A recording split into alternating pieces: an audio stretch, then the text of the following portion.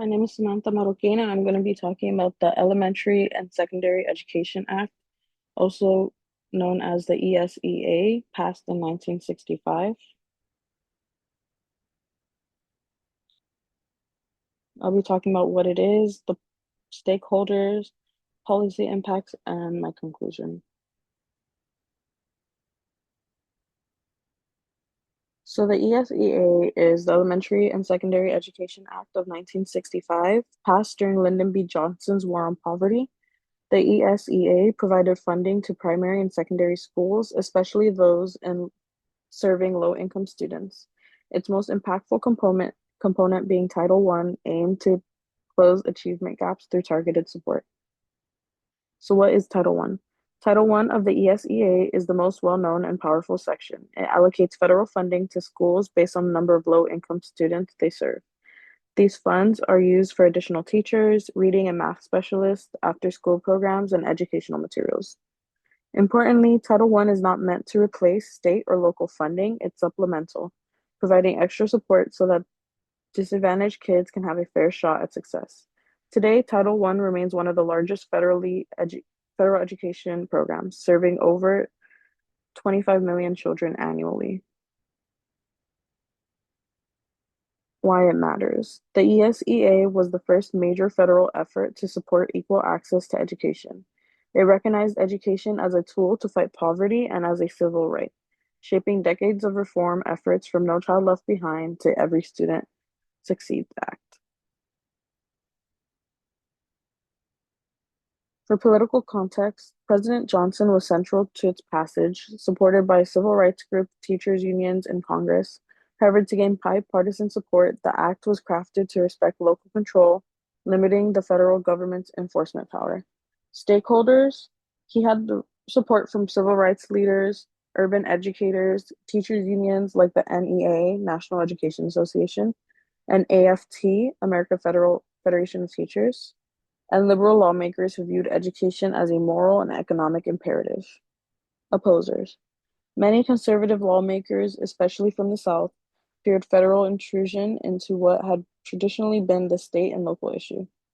They were also concerned that federal funding might force desegregation or interfere with local control.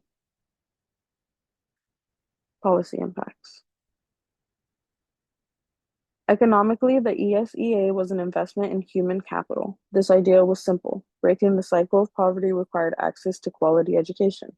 The federal funds helped poor districts hire more teachers, reduce class size, and offer specialized instruction. However, it also introduced questions about efficiency. Some argue that the money was poorly monitored or unevenly distributed. Over time, debates over accountability, test scores, and funding equity emerged, especially as economic conditions change and new administrations question large-scale federal spending. Culturally, the ESA marked a shift in how the country viewed education. It was no longer just a local service, but a civil right. The act was passed at the time when the civil rights movement was in full force. It was a response to the educational neglect of Black students and other marginalized groups, particularly in the segregated South.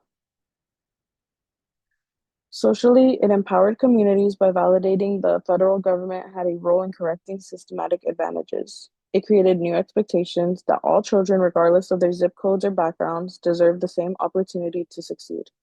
It also opened the door for future advocacy around bilingual education, disability rights, and gender equality in schools. Conclusion.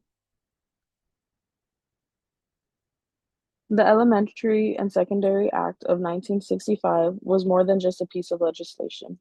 It was a promise that no child, regardless of their background, income level, or zip code, should be denied the opportunity to learn, grow, and succeed. It redefined the federal government's responsibility in ensuring educational equity and opened doors for millions of students who had long been left behind. Title I funding continues to provide critical support to schools and underserved communities, helping to close achievement gaps that persist to this day. The ESEA sparked a national commitment to fairness in education, a commitment that must be preserved and strengthened as we face new challenges in our education system. From funding disparities to learning loss, and The ESEA reminds us that investing in education is not only a policy decision, it is a moral one.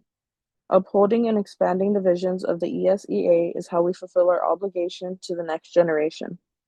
Because equity isn't just an ideal, it's the foundation of a just and thriving society.